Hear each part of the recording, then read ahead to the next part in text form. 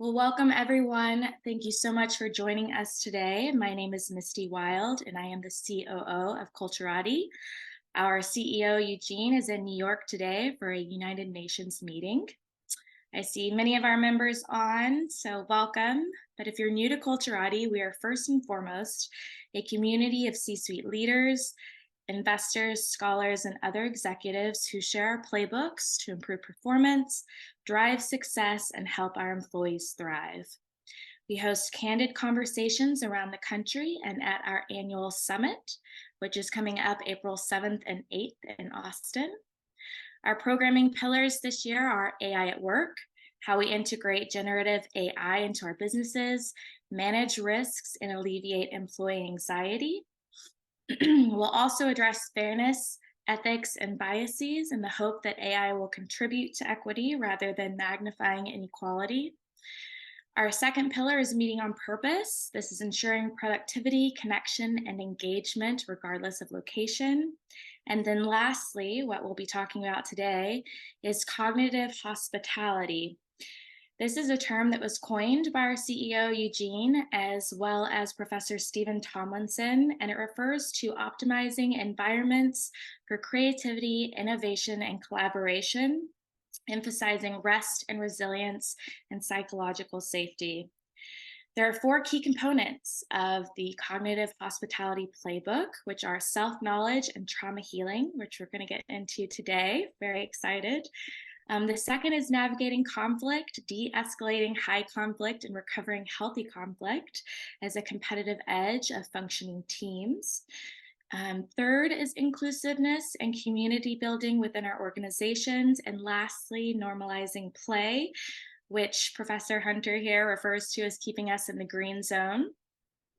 It is my great pleasure to introduce to you Rajkumari Neoji and Professor Jeremy Hunter, who will be guiding us in today's conversation. Rajkumari is, oh, we've got a poll just popped up. Feel free to answer that and also engage in chat. Rajkumari is the author of The Wit Factor, as well as the mastermind behind I Belong. They integrate effective neuroscience and relational neurobiology to engineer inclusive and resonant work cultures. Professor Jeremy Hunter is the founder of the Executive Mind Leadership Institute and a professor of practice at the Peter F. Drucker School of Management. His work accelerates leaders' personal evolutions, bringing forth strategies that not only refine decision-making and interpersonal relations, but elevate the overall quality of life. We are so thankful to have them, both of us, here today. They are Culturati scholars, great friends of our organization, and overall just incredible human beings. So with that, I will turn it over to you two. Thank you so much for being here. Thanks, Misty. Thank you. Raj, how are you?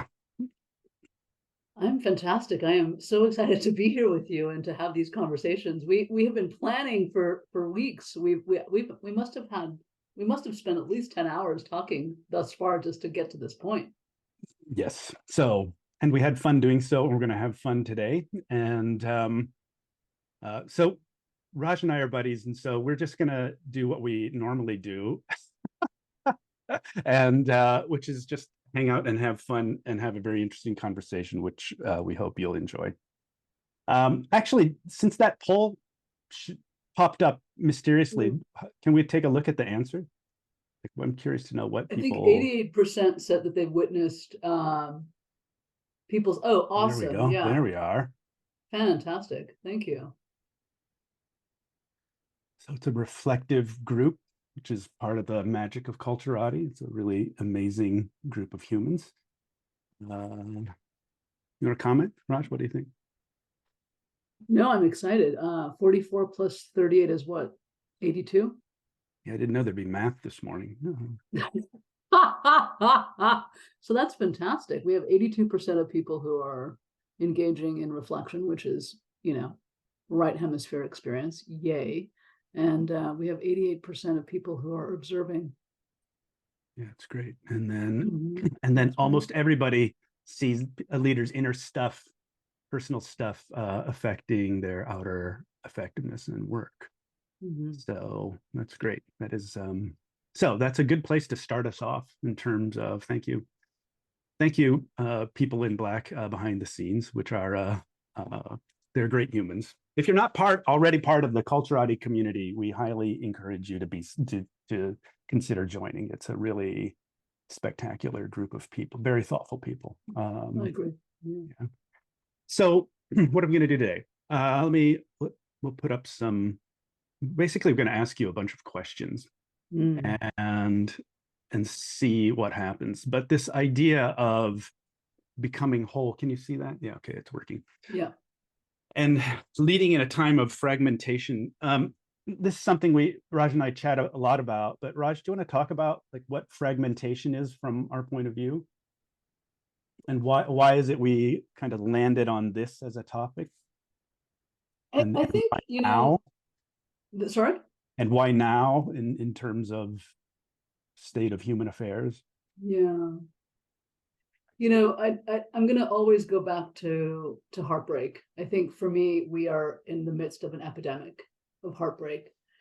I think there is so much happening in the world at the moment that is absolutely untenable for us to manage neurobiologically.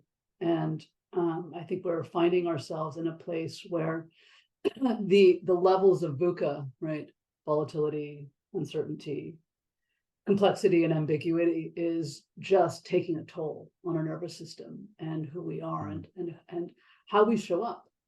And so as we are contending with the attempt to connect with ourselves, to connect with others, and to somehow figure out how to connect with the world through our bodies, through our hearts, I think we're finding that there is difficulty, excuse me, in arriving in a place where there is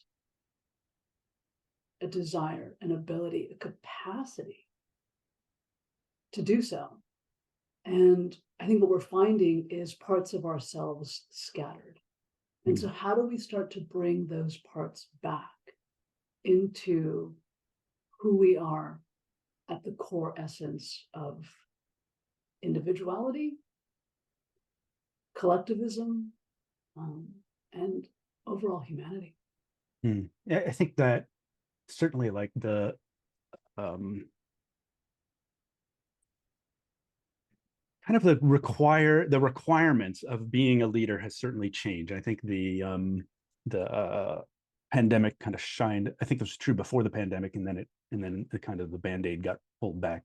But that, the requirements of being a leader have shifted big time, and that we haven't, and we are learning to adapt to that circumstance, and that the level of self-knowledge and I don't know, how do you say it without sounding like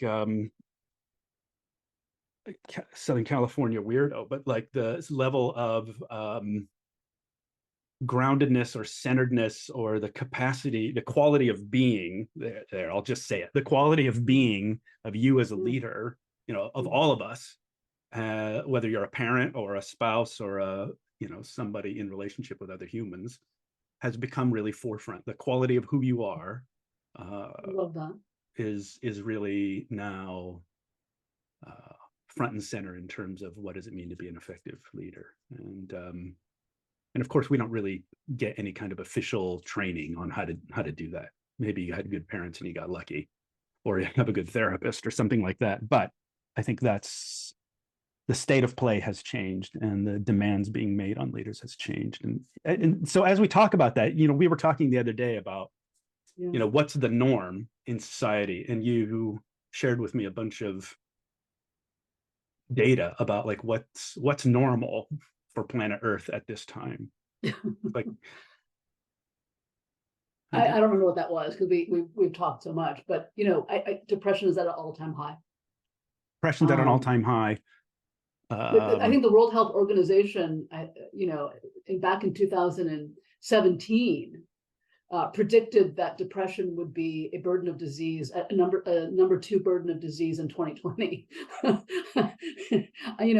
think we're at number 1. I haven't done the research on where we are with that now. We must be at number 1. I think we are dealing with levels of aggression that are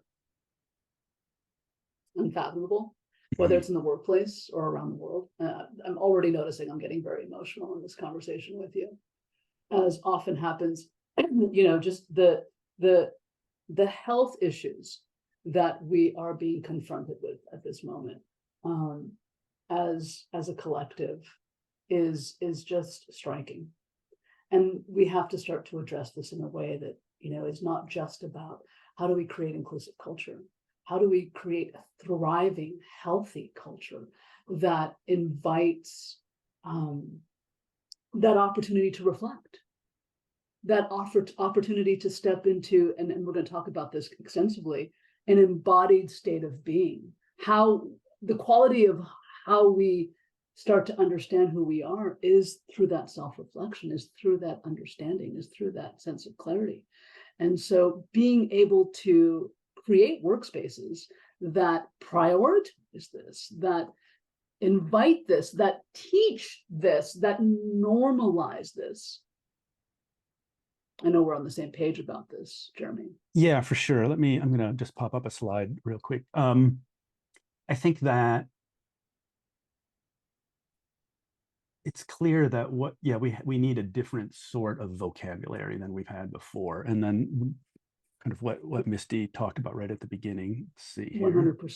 100%. And if you can see that, thinking about, your nervous system. I know you formulate this slightly differently, Raj, but it's basically the same idea. But, your nervous system will respond to challenge or threat in one of 3 ways. You move into attack, defense, or protection mode. You shut down into freeze or burnout. And I think what we're talking about here is, how do you put yourself into the green zone, which is not the comfort zone, right? It's the zone of where you are kind of at your best. And I think we both travel a lot. Everybody probably on this call probably travels a lot, and at better airports everywhere, you find these advertisements, usually from banks or consulting firms, that will say our people are our best asset, right?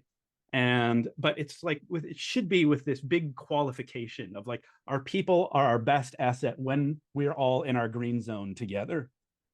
And I want to touch on this because what you have here is fantastic, and I can speak to the neurobiology of this all day long. But this also then invites having difficult conversations, apologizing, being accountable. That is the flourishing zone, is to have these self-reflective moments of, hey, I was just talking to my former boss at Facebook a few months ago, actually, during our interview, where I had him on the show and on my podcast. And I said, you yelled at me once in the 2.5 years that I was at Facebook, you actually yelled at me once. And I said, and you apologized, and you did it with such grace that I've never forgotten this. So that is part of leading from this flourishing zone. It's not just the good stuff.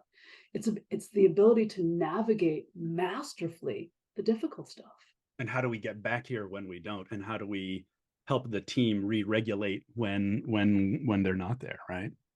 Totally. So and that re-regulating piece is so essential. Yeah. I know that breathing is one of the easiest and quickest and most challenging ways, is to start to re-regulate all the different parts of the body. So maybe I thought, I try to breathe every day. It's so let's talk about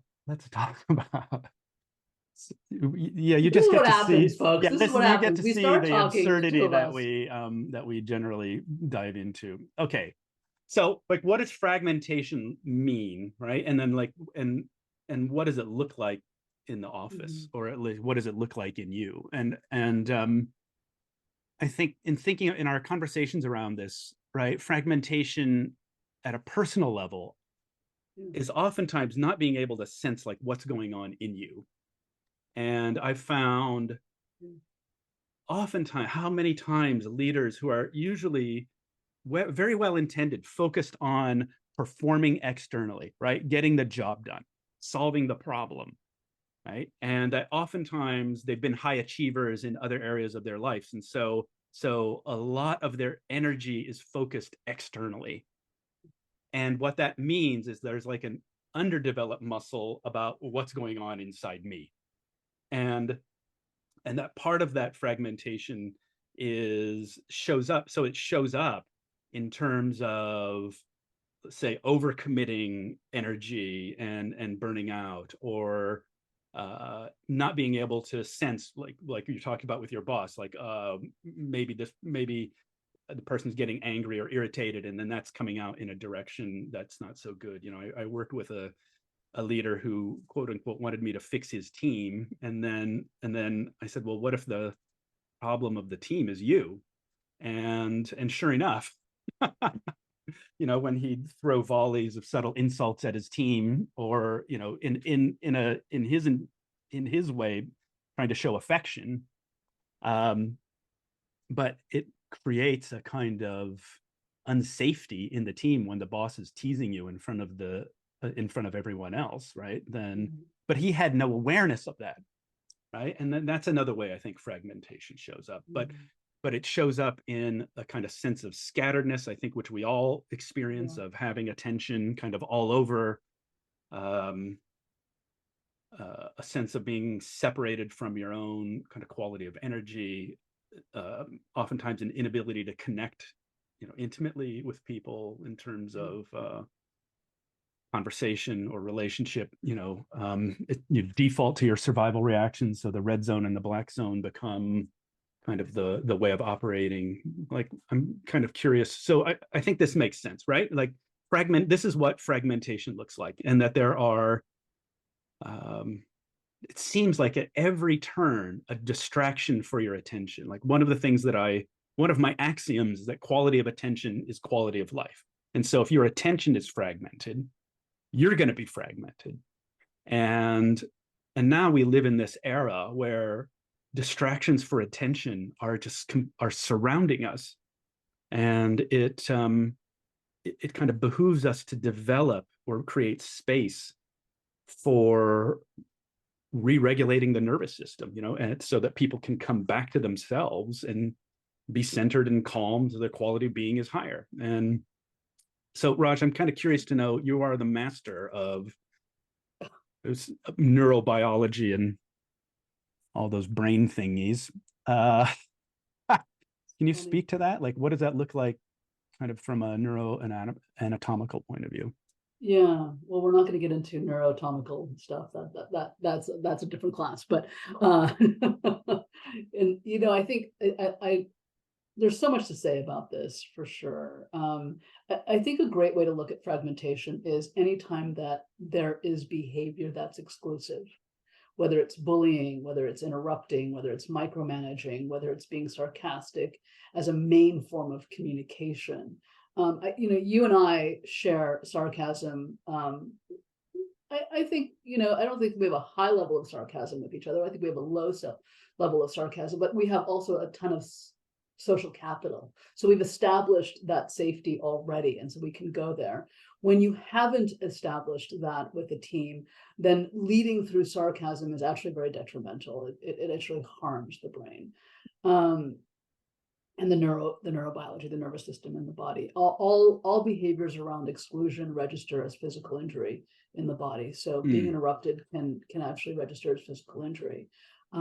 Being criticized in front of a team, or even in a one-on-one, can be received as physical injury. So what happens when exclusion is occurring in an interaction? The pain centers in the brain actually light up.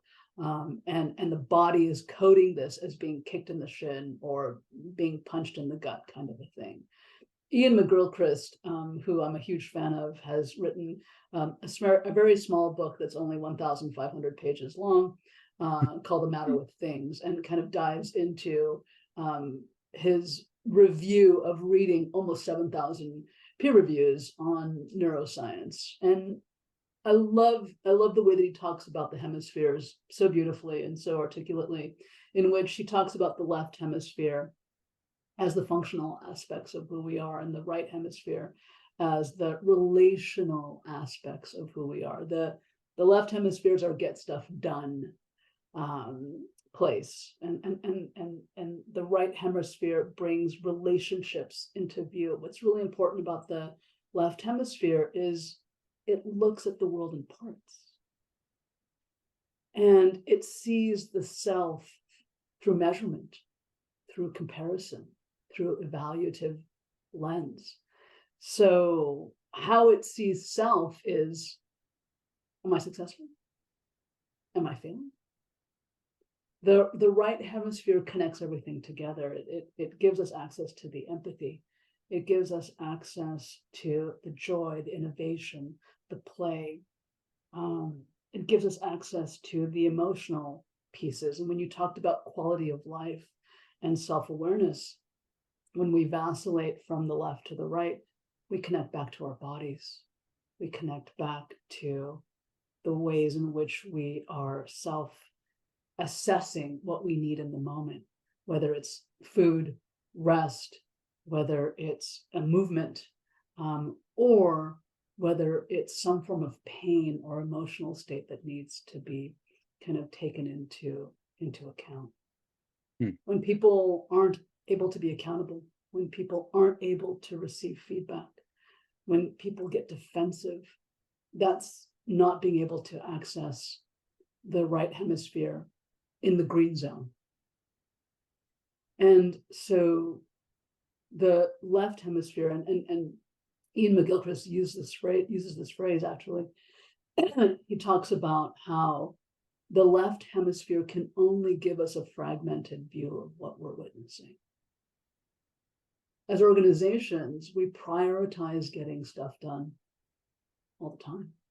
So how do we start to balance the vacillative stance as a leader in organizations to start to address mental health issues, psychological safety, start to address inclusive and connected and collaborative and communal ways of being on a team? Something we've talked about before, but tell me if this is off base, but my sense is that the modern organization prioritizes getting things done, producing results, right? You're going through your tasks. And so we have that muscle that's overdeveloped, and it underdevelops the other aspect of an organization, which is that it's a network of relationships. And that we under-prioritize the network of relationships that through which all those things are actually accomplished. And so a balanced organization pays as much attention to how are we together as in addition to the fact that we need to get stuff done. And it can go the other way as well, right? Like we can spend way too much time processing our stuff and not having it turn into action and result. So 100%. Right. 100%. HBR has a great article that's titled Why Leadership Development Must Be Done on the Job, or something like that. And I think it's from 2017, and it says, or 16, and it says something like, we need at least 10 people every single day to do our job. So how are you as a leader, as an individual, at creating relationships? That's the first question. And where we kind of leave off is, how are you creating relationships with yourself? Well, why are we not prioritizing this? I mean, I have theories around why we are not prioritizing this, and you and I have spoken at length about this. But being able to self-reflect, I talk a lot about, Patrick Lencioni talks a lot about the health of an organization, and kind of looking at his work, so much of what I have come to understand is that there are 3 pillars to organizational health. And the 3 pillars to organizational health are accountability, feedback, which I think we do. We do really well in performance management generally. But I think the third pillar that we don't do enough of, and that we don't build it into our day-to-day work lives and personal lives, is self-reflection. You don't learn from experience. How many times have you gone to a meeting and left the meeting like, oh my gosh, why did I say that? Or how many times have you left a meeting and go, oh my gosh, why did they say that? Right? That's self-reflection. You learn from reflecting on experience. So how do we start to operationalize that self-reflective stance so that we can understand at a greater level, being able to really be in that place of discomfort? I think for me, you know, and so much of what we talk about, you and I, is having an embodied stance. We'll get into that. It's hard to be embodied when there's just so much coming up, and being aware of what's unaddressed. So reflection isn't just thinking, right? I mean, I think that's something that's part and parcel of how we both work, is that really to connect what's going on inside you. You know, I just was working with a leader, an amazing human being, who said that I know I have a habit of prioritizing everyone else around me and their needs to my own detriment, sometimes even to my own physical risk, right? Yeah. And I need to get beyond that pattern. Yeah. And so that process of really understanding what's going on inside me, yeah, and noticing when am I falling into that pattern. It's like, what does that feel like? It's not just a cognition that's happening in some abstract space, but rather, yeah, the fragmentation comes back to being in your body. So there might be people out there thinking, what the heck is he talking about? Okay, we're going off the California diving board again. Like, what does that mean to go like be embodied? What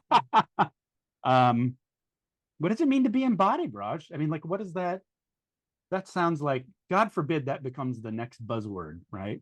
But what does that mean?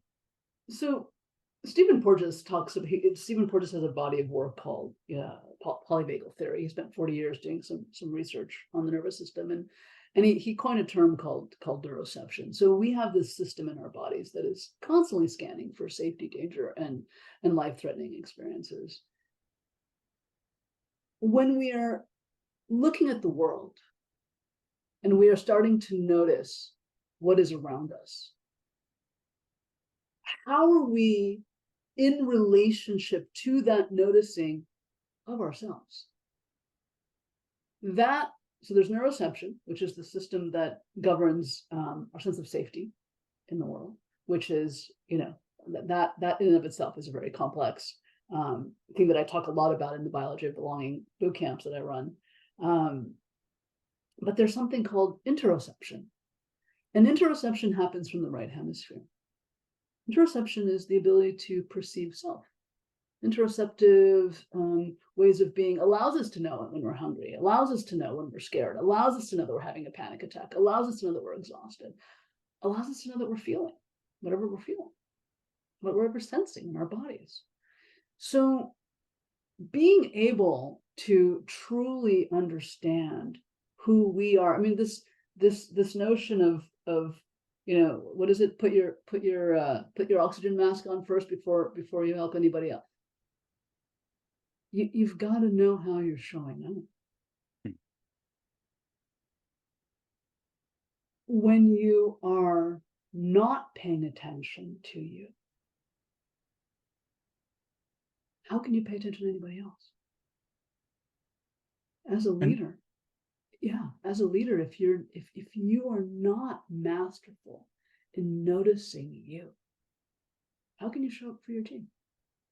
Yeah, which, you know, I think our core assumption is that any kind of leadership development process starts with the leader themselves, because they're, in a way, they're the most contagious in the network, right? And that they're, again, I think is something that's so obvious, but we never talk about it, you know, that their contagion becomes the contagion of the team. The team or the organization feels the consciousness of the leader. They're like the emotional tuning fork for the organization. So if that person isn't imbalanced or well regulated, and I hate using these psychological jargons, but if they don't have their stuff together, then the rest of us don't have our stuff together, right? And it becomes a mirror of the leader. So the leader, right. So the new or the evolving kind of necessity of what leadership is not just the capacity to make good financial decisions or whatnot, but really the capacity to be grounded. And I have met, and the capacity to be grounded almost always means they have done some kind of deep work on themselves in terms of either repairing past trauma or really understanding how their own emotional processes work. Right. And that when a person does that, on the other side of that is a leader that is capable of almost kind of superhuman transformative potential, for not just for themselves, but for everyone else around them. It's so true. I mean, breathing seems so inane to talk about breathing, and so many of my clients joke that I charge them just to tell them to breathe, and I do, and in every presentation that I give, I have slides that invite people to breathe constantly. The really interesting thing about breathing is that when we are diaphragmatically breathing, it's communicating to our brain that we're safe. And when we are shallow breathing, it's communicating to our brain that we are unsafe. This translates directly over Zoom, and it communicates safety, danger, or life-threatening stances to the team. So being able to have awareness on the ways in which you are breathing is absolutely essential. And I just want to add that, right now I'm shallow breathing because I'm trying to be in my brain and be smart and say smart things and, impress Jeremy, because that's my whole life purpose, really. Because Jeremy is so smart. But the reality is that if we are not slowing down, and we create workplaces that prioritize urgency, that prioritize panic, that prioritize, in essence, getting stuff done, oftentimes with a lack of strategy and clarity, right? Because when we go into the red zone, we just go into chicken with It's that. So can we go back to that? Because that's super interesting to me, because I worked with a bank earlier this year, and one of their kind of unspoken codes was that when something bad happens, they all go into the red zone. And it was a way that they showed they cared. Right? Yes. And there's a story that if we're not in the red zone, or if we don't look like we're panicking, then we don't care. And if you're calm, it looks like you don't care. And so I kind of challenged that, and they were really resistant to being challenged around this idea, right? Like panic means we care. And I said, are you sure? And they're like very kind of angry at me or even just aghast that I'd challenged that. And I said, if something goes wrong on the airplane, do you want your flight attendant to go into panic to show that she's caring? Right? If something goes wrong on the operating table, do you want the surgical team to go into panic to show that they care? Like, that's great. I don't think you How do. How did they respond to that? Those are great examples. Dead silence. Dead silence. It was like, oh yeah, you're right. Right. And so,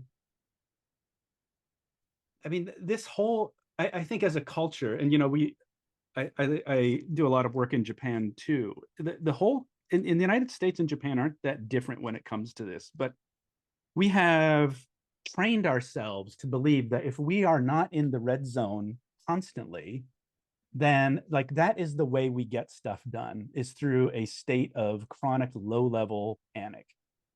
And I think that we don't have a story about, no, we are most effective when we're calm, cool, and collected. Yeah, and I will just say that this whole concept, for those of you who know this phrase, trauma bonding. Trauma bonding happens when we're panicking. We feel, so we actually have a circuit called a panic grief circuit. And this circuit secretes three neurochemicals: oxytocin, endogenous opioid, but also cortisol. So when I'm freaking out, I feel close to you, because now we're trauma bonding. And then the question that you're positing to these folks, which is absolutely genius, is, can we do this from a different circuit, from a different neurochemical? This panic grief circuit houses shame. This panic grief circuit houses loneliness. So now I'm bonding with you on the fact that we might actually be reprimanded, that we might be fired, that we might be, demoted in some capacity. Yeah, right. Fascinating, right? So, I mean, as our challenges mount, like, is the answer that we need to be more in the red zone together, right? Versus, thinking about how do we collectively create more green zone. And I think when I work with people or groups, it's like, first is just start to pay attention to how often and the reasons why you're in the red zone. And then how do you prioritize being in the green zone as the basic state of where we should operate, right? And are you not more effective, happier, well connected when you're there? I love this so much. I mean, at the end of the day, we are walking, pharmacies. We are constantly secreting neurochemicals left and right. And so the question becomes, are we as a collective, in a team, are we noticing that we are addicted to the urgency, that we're addicted to the panic? And how do we start to opt out of that? In the same way that our mobile phones are a huge dopamine hit, right? And we are addicted to our mobile phones. I mean, I certainly am. And having to start to detox from putting my mobile phone in the living room every night and not in the bedroom, that was a challenge. That took some time. Caffeine is now in the DSM, diagnostic manual, in disease and mental health issues, that the withdrawal states from caffeine, I've experienced this, it's 7 to 10 days. That's significant. And you're murderous and depressive at the same time, right? So at least I am. So yeah, interesting, right? That's hilarious.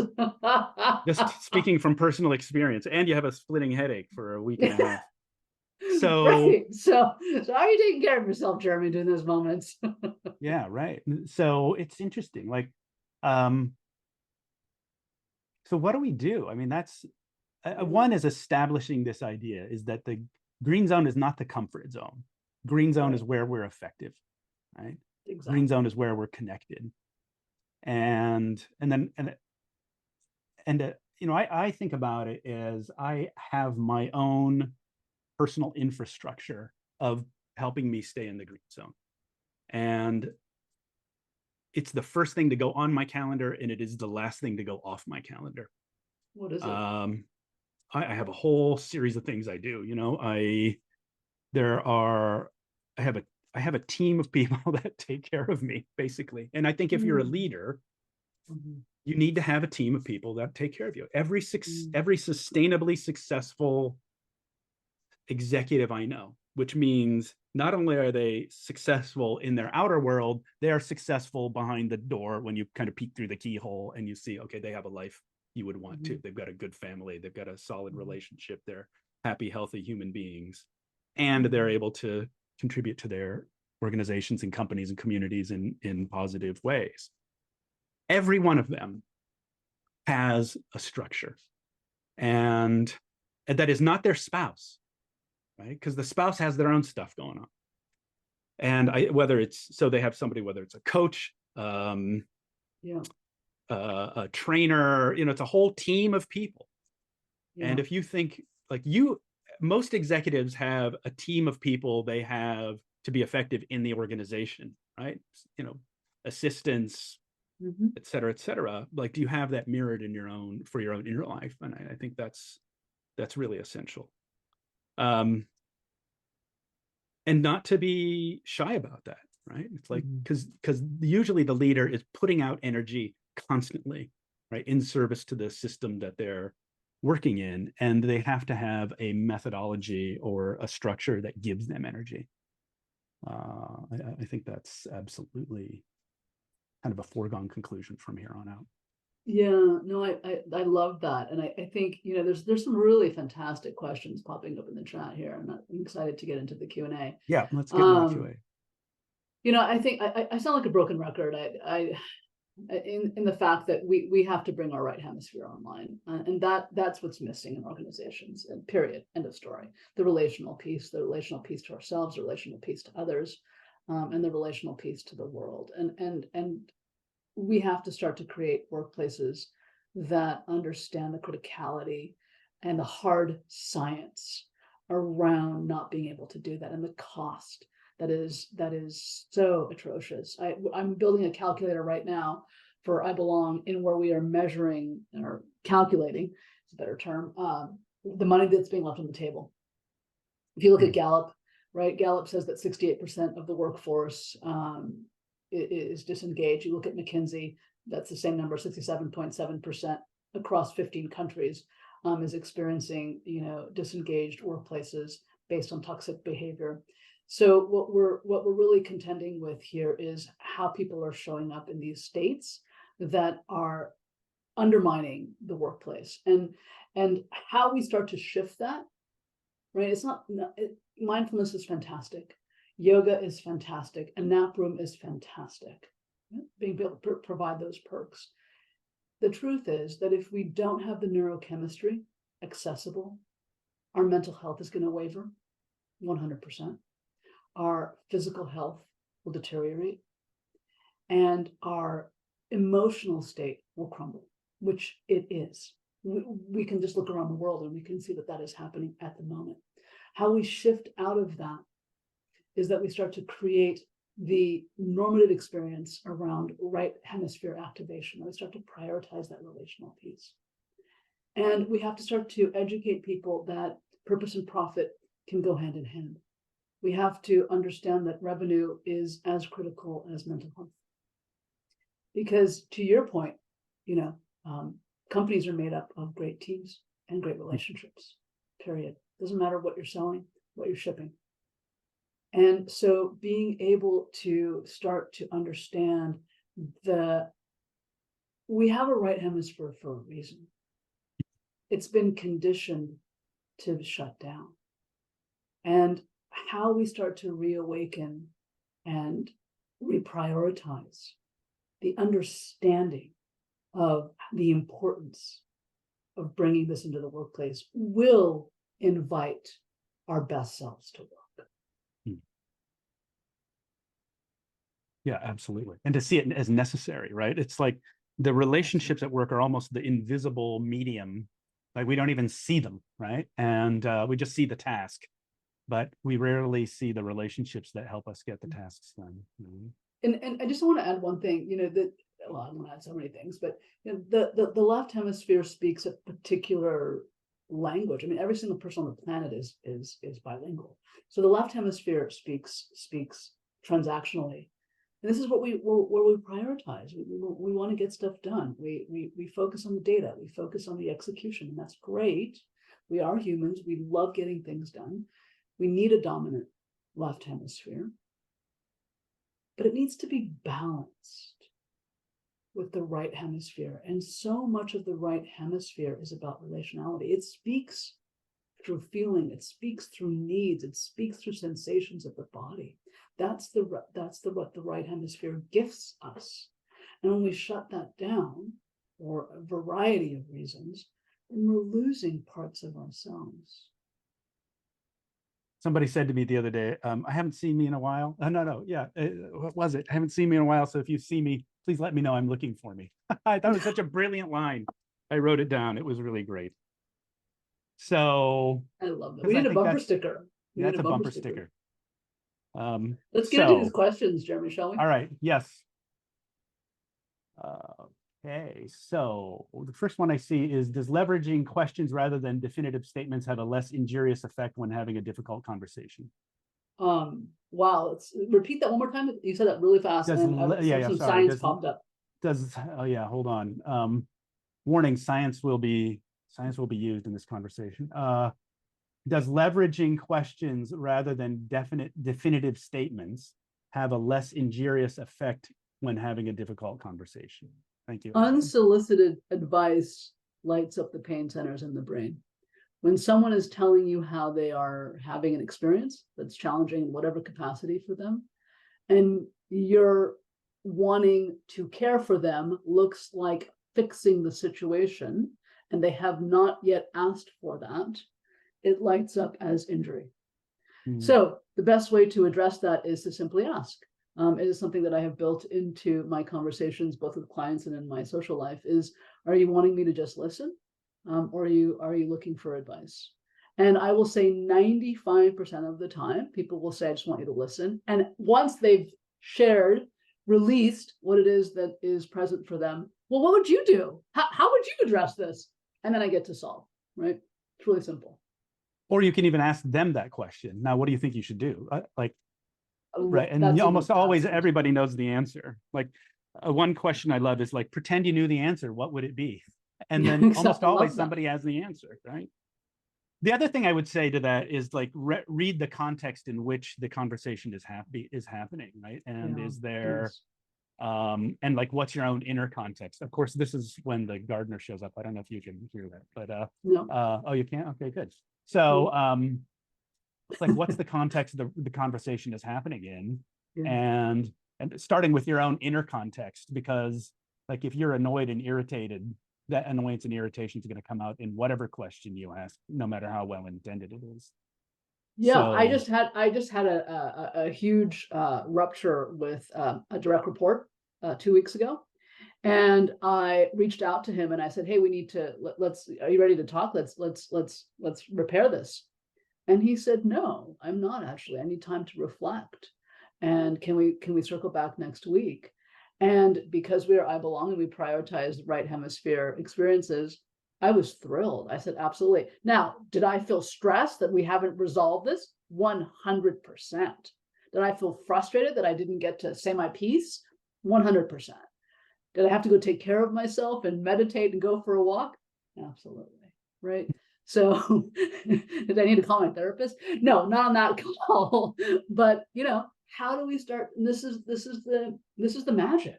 As a leader, having that mastery in being able to dissect, disseminate, understand where I am in the moment, where I can show up, and how do I honor someone else's needs when my needs aren't being met. Beautiful. Second question. What's the best way in a group meeting to move people from fear or shutdown to the green zone during a difficult or challenging discussion? From Sai. Thanks, Sai. What are your thoughts? Thoughts? Well, one is just to acknowledge, hey, this is a really difficult conversation, and I think it's a challenge, and I think we're all feeling how challenging it is, right?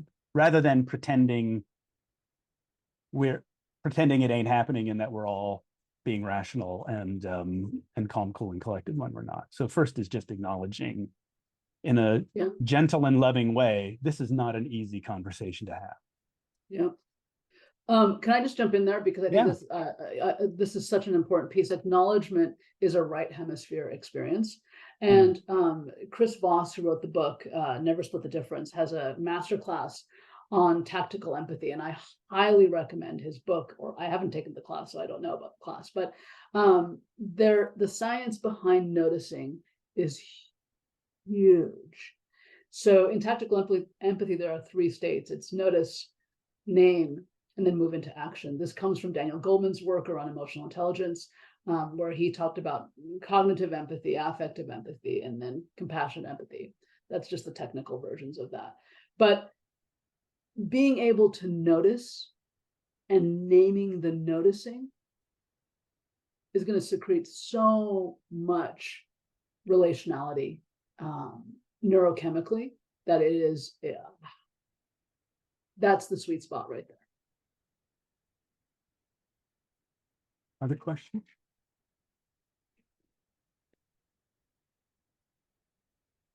Wait, Are there examples? 10-minute warning? How is that possible? We're just getting started.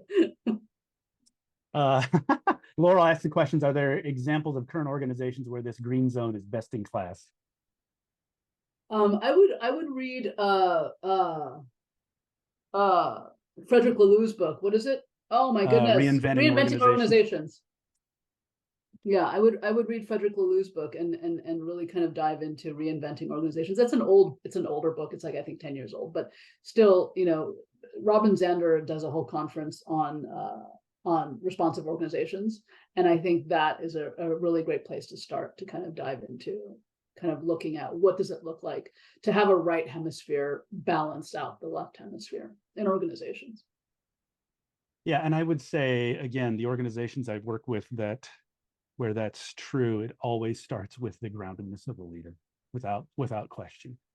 And it for good or for ill, you know, because oftentimes people say, here I am in my green zone, but I work for people who are, you know, stuck in their red or black zone, and what can I do? And I think I mean, at some level, the degrees of freedom there are limited if the leader isn't willing to kind of take the deep dive into their own development.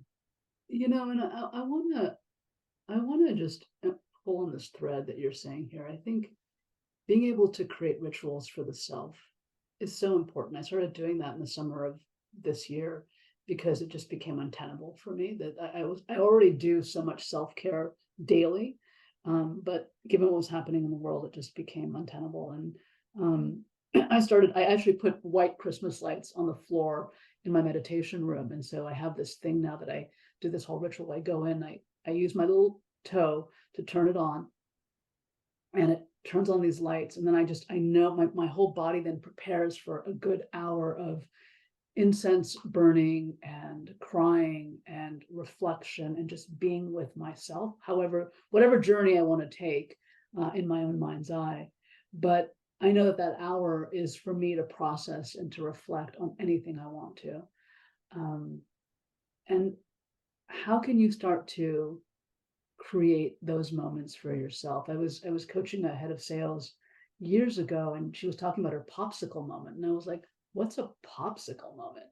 And she said, every day, right after lunch or around, I guess, 1 o'clock, I go off and I have a popsicle, and it helps me to focus for 10 minutes because I can't be on my phone. I can't be on my laptop. And it really allows me to just focus on eating the popsicle and plan out the rest of my afternoon. And I love that. So think about what your popsicle moment looks like in prioritizing 10 minutes in the morning as a leader to kind of gather yourself, and 10 minutes in the afternoon to kind of finish out your day with your team. Adam has a question. How do you get to green quickly in a crisis? Wrong answers only. I want to go to the trauma bonding piece. You know, trauma bonding is it a healthy thing? Everything in modification, right? Water, drought, flood, nourishing. So everything in modification. So much of what we don't want to admit as humans is that there is addiction that is rampant. We are addicted. I'm addicted to croissants. Okay, I will hunt the world for the best croissant. That is what I do. I finally found one in the Bay Area. I will do the endorsement. It is Maison Danelle. It's fantastic. Check it out if you're in San Francisco on Polk Street. Can I eat them every day? Absolutely. Do I? Absolutely not. Right. So what is the awareness around where your patterns are driving you to fall off or to keep a steady course? The crisis part. I think one is first acknowledge how is everybody doing?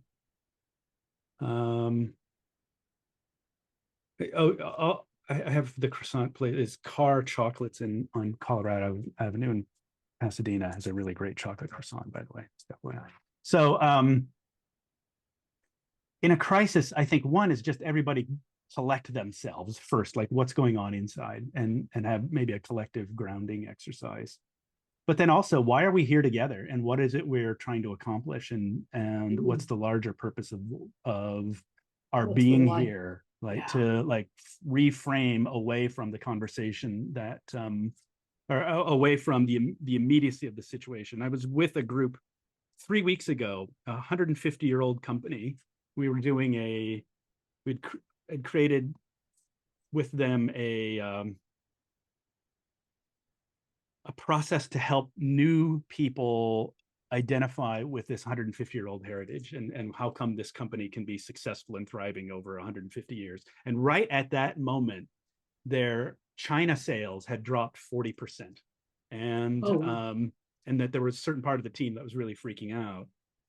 And it was helpful to say, in 150 years, the company has faced a lot bigger challenges than sales dropping 150% or 40%. And they made it through. And so reframing to saying, okay, yeah, this is a challenge, but there have been bigger challenges that we've gotten through, and we're going to get through this one as well. I think for that whole group was really a helpful exercise. There's a book for those of you who want to dive into hope. There's The Hope Circuit by Martin Seligman that I would recommend. And for those of you who need boundaries, Nedra Tawwab's book, I think it's called Set Boundaries, Find Peace, or Find Peace, Set Boundaries. I can't remember exactly. I think it's Set Boundaries, Find Peace. Should we take the last question, Jeremy, about middle management being squeezed? Yeah. Why don't you start? Yeah, I think that's an important recognition, right? That the middle managers are torqued between the people above them and those below them, right? And so oftentimes it means making alliances with other middle managers to kind of deal with that isolation, but then also clarifying like what's the priority, and not stand in the middle, stand between. Oftentimes I find that middle managers I work with try to stand between the problem and its solution rather than and then so they oftentimes make themselves targets.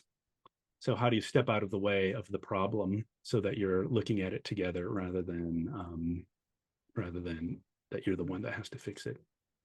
What do you think, Rajan? 2 minutes. Yeah, no, I think you nailed exactly what I was going to say from a different lens. This is heartbreak, was taking us back to my very first comment. This is heartbreak and loneliness. The research around loneliness is just truckloads full.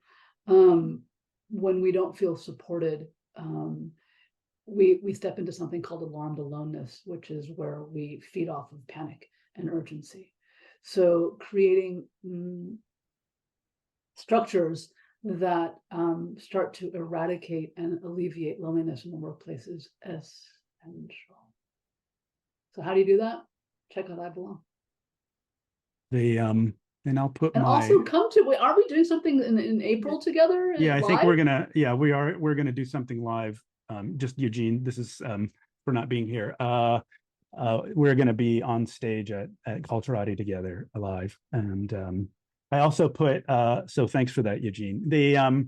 And I put a link to my podcast, Untaught Essentials, in the chat as well, where we explore all these conversations and more. So. I also have a pod. Oh, we are at time. Then, Now, and Tomorrow, the I Belong podcast. You have a link?